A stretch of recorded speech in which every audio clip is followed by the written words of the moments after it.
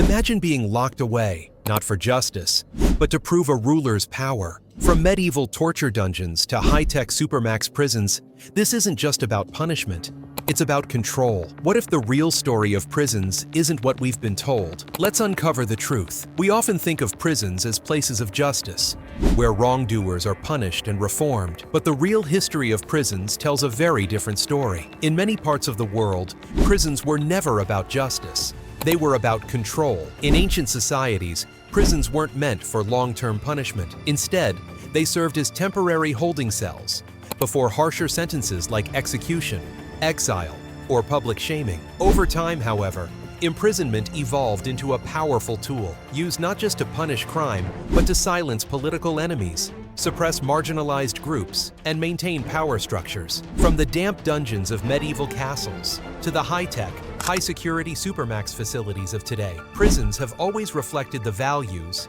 and fears of the societies that built them. In this video, we'll explore how different civilizations used prisons, not just as a legal mechanism, but as a political weapon. This is a global journey through the history of incarceration and how it became what it is today. Long before prisons became institutions, ancient civilizations had their own ways of dealing with lawbreakers, and long-term confinement wasn't usually one of them. In early societies like Mesopotamia, Egypt, Greece, and Rome, justice was swift and public. Prisons were rarely places for rehabilitation.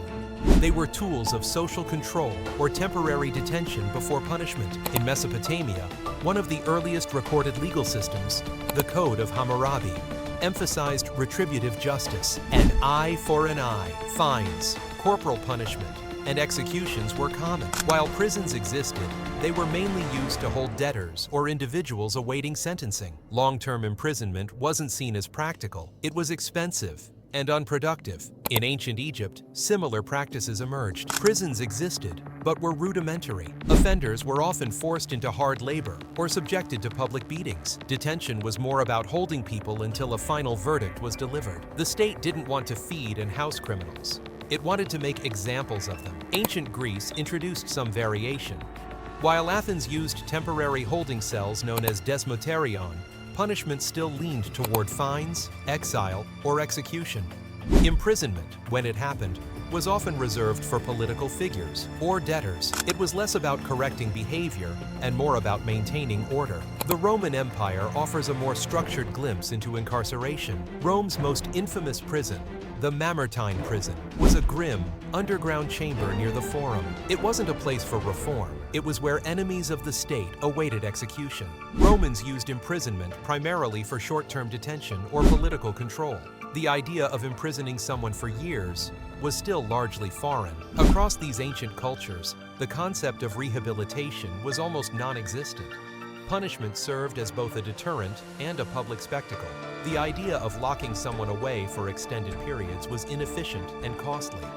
Still, these early practices laid the groundwork for the institutionalized prison systems that would come much later. What's clear is this: in the ancient world, prisons weren't symbols of justice. They were symbols of power, and their use reflected who held authority and who needed to be controlled. As we move forward in history, we'll see how that power became more systematized, turning temporary cells into permanent structures of control. As we move into medieval Europe, the idea of prisons begins to shift, but not toward rehabilitation. Instead, incarceration became even more about fear, deterrence, and social hierarchy. The infamous dungeon, dark, damp, and hidden beneath castles, was less about justice and more about instilling terror. During the early Middle Ages, punishment remained largely physical and public. Executions, floggings, mutilations, and branding were common. But by the 12th and 13th centuries, as feudal systems solidified, kings, nobles, and the church began building prison-like spaces, not necessarily to punish criminals, but to detain enemies, political prisoners, heretics, or those awaiting trial. These early prisons weren't organized institutions. They were makeshift chambers, often below castles or town halls. Conditions were horrific: no sanitation, barely any light, rats, disease, and constant abuse from guards.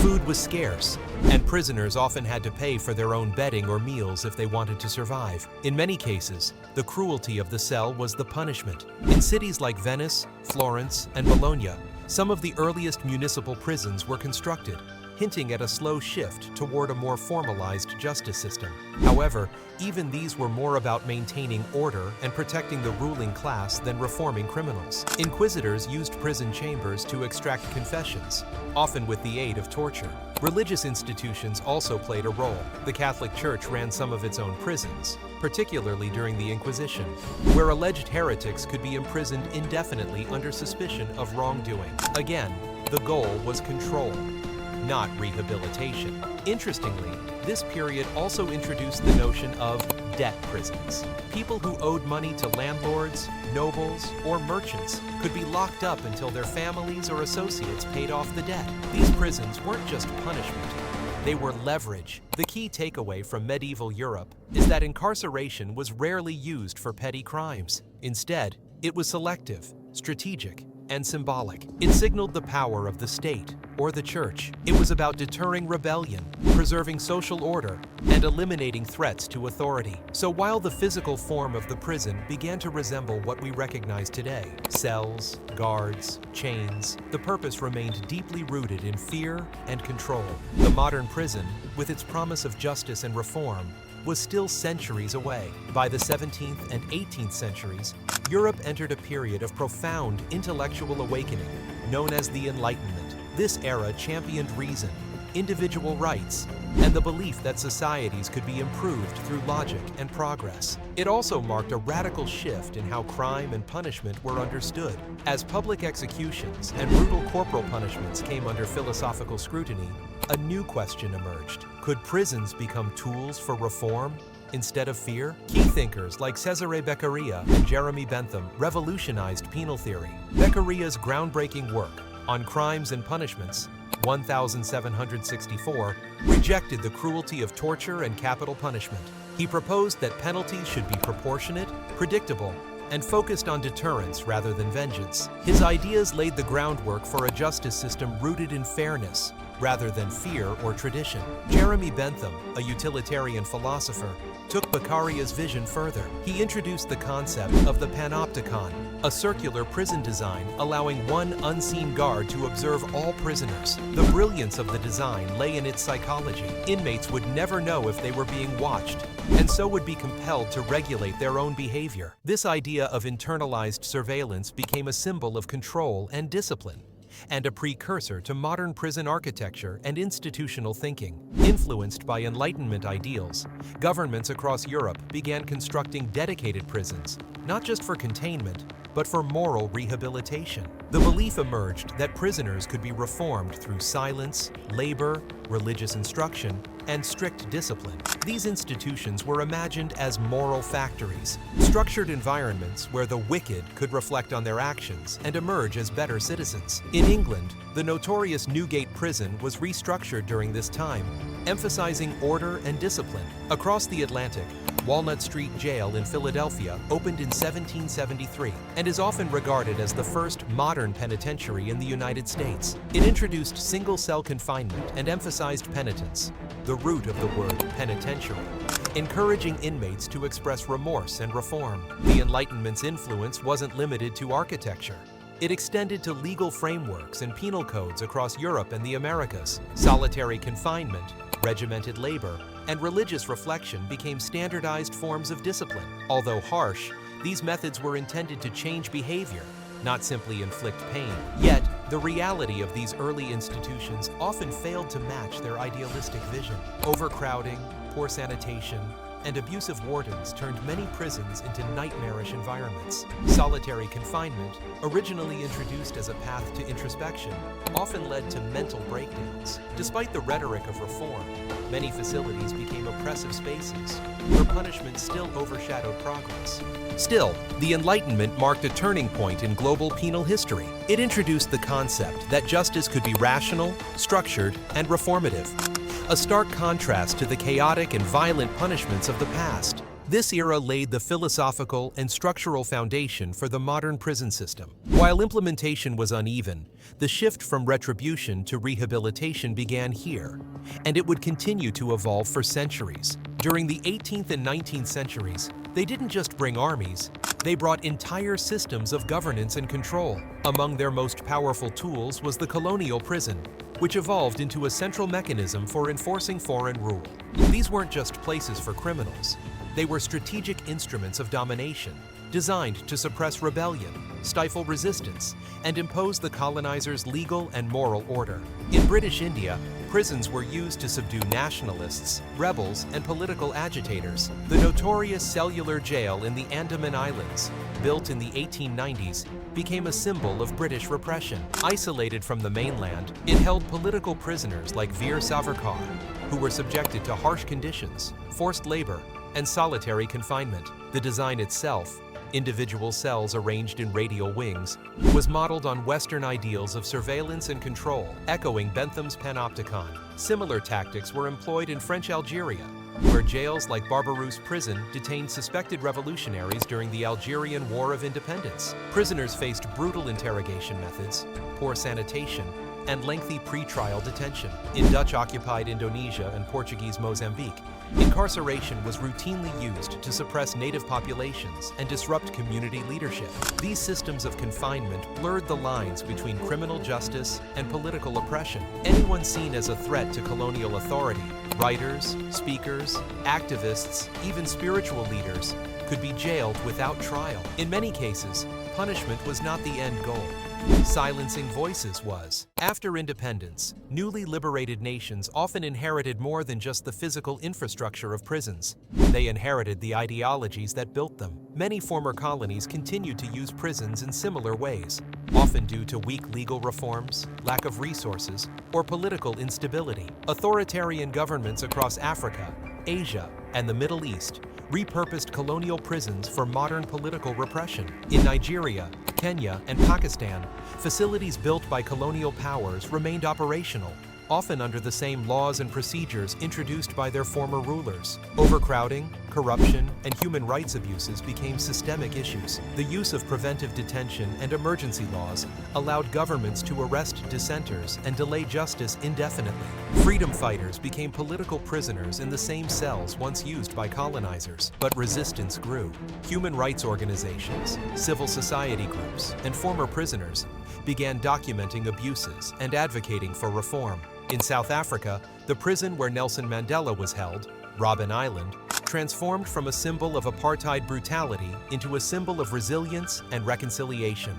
Mandela's imprisonment became a rallying cry for justice and dignity worldwide. Today, the legacy of colonial incarceration is still felt. Many countries are working to decolonize their legal systems, dismantle outdated laws, and adopt community-based justice models. But the scars of history remain visible in overcrowded cells, underfunded systems, and punitive legal codes. Prisons are no longer foreign-run, but in many places, they're still used to protect power more than to serve justice. As the 20th century progressed, particularly in the latter half, prisons transformed into massive, industrial-scale institutions, especially in the United States. The goal of rehabilitation began to fade, and a new era emerged, one defined by mass incarceration, racial disparities, and the rise of the prison industrial complex. In the early 1900s, the U.S. still embraced some ideals of reform. Progressive-era activists pushed for better conditions, juvenile justice systems, and alternatives to punishment. But by the 1970s, a series of political, economic, and social shifts radically altered the landscape. Rising crime rates, economic downturns, and urban unrest sparked a wave of tough-on-crime policies. These were amplified by Presidents Richard Nixon, Ronald Reagan, and later Bill Clinton, who passed legislation that dramatically expanded the prison system. The war on drugs, launched in the 1980s, was a turning point. Minor drug offenses, especially in marginalized communities, led to lengthy mandatory minimum sentences. Entire neighborhoods, particularly Black and Latino communities, were devastated by over-policing and mass imprisonment. The prison population in the U.S. exploded from around 500,000 inmates in 1980 to over 2 million by the early 2000s. This surge gave rise to what critics call the prison industrial complex, a system in which corporations, government agencies, and private interests profit from incarceration. Private prison companies like CoreCivic and GEO Group secured billion-dollar contracts to run facilities, creating a financial incentive to keep prisons full. Meanwhile, inmates were often put to work in low-wage or unpaid labor programs, producing goods for public and private entities alike. Documentaries like 13th by Ava DuVernay have helped expose the deep links between incarceration, systemic racism, and economic exploitation. The film argues that mass incarceration is a continuation of racial control systems that began with slavery and evolved through Jim Crow laws. The United States isn't alone. Countries like Brazil, Russia, and China also saw growing prison populations in the late 20th century, driven by authoritarian policies, political suppression, and weak legal protections. However, the scale and racial impact of the American prison boom remain globally unique. By the end of the 20th century, the prison had become a central institution in many societies, not just for punishing crime, but for managing poverty, mental illness, addiction, and political unrest. It was no longer just a system of justice, it was a system of control, deeply embedded in economics, politics, and ideology. As awareness of the failures and injustices of traditional prison systems has grown, so too has the push for reform and innovation. In the 21st century, a global conversation has emerged around what justice really means, and whether prisons, as we know them, are achieving their intended purpose. While some countries double down on punishment, others are leading the way in alternative approaches to incarceration that prioritize rehabilitation, reintegration, and human dignity. One of the most cited models of progressive reform is Norway. Facilities like Halden Prison are designed not to punish, but to prepare inmates for re-entry into society. Prisoners live in dorm-like rooms, attend classes, learn vocational skills, and are treated with respect by staff. Recidivism rates in Norway are among the lowest in the world, hovering around 20%, compared to over 60% in the US. Restorative justice is another growing movement, particularly in New Zealand, Canada, and South Africa. Instead of focusing solely on punishment, restorative justice emphasizes dialogue between the offender and the victim, community healing, and accountability. These practices often involve face-to-face meetings, where offenders must confront the impact of their actions, creating opportunities for understanding, remorse, and genuine change. Technological innovation is also playing a role. Electronic monitoring, GPS tracking, and virtual rehabilitation programs offer alternatives to incarceration, especially for non-violent offenders. While not without controversy, these tools aim to reduce prison populations while maintaining public safety. In the United States and beyond, grassroots organizations and justice reform advocates have pushed for changes like ending cash bail, which disproportionately punishes the poor, eliminating mandatory minimums, especially for non-violent drug offenses, decriminalizing certain behaviors, such as drug use and homelessness, investing in mental health and addiction services, rather than jailing those in crisis. Despite these efforts, many challenges remain. Political resistance, economic interests, and deep-rooted social stigmas continue to slow progress. But the momentum is building. Public opinion is shifting, particularly among younger generations, who increasingly view incarceration as a last resort, not a default solution. Today, the debate is no longer just about building better prisons. It's about rethinking the entire concept of punishment and justice. Around the world, communities are asking hard questions. What really works?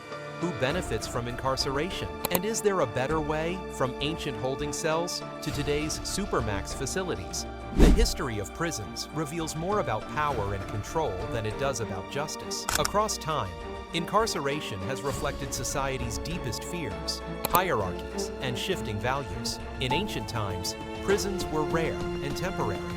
The Middle Ages turned them into tools of fear. Enlightenment thinkers introduced ideas of reform, while colonial powers used prisons to suppress resistance. The 20th century then industrialized incarceration, creating systems that now hold millions across the globe. But in today's world, a new conversation is emerging. Reformers are challenging whether prisons truly serve justice or simply maintain cycles of punishment and inequality. From Norway's rehabilitation-focused model to restorative justice programs in South Africa and New Zealand, New approaches are reshaping what's possible. So maybe the real question isn't how to build better prisons, but whether we need to rethink justice itself, because sometimes tearing down the old system is the first step to building something better. If this made you rethink what justice really means, like, share, and subscribe to keep the conversation going. Comment below. Should we reform prisons or rethink them entirely? Awareness sparks change, and it starts with you.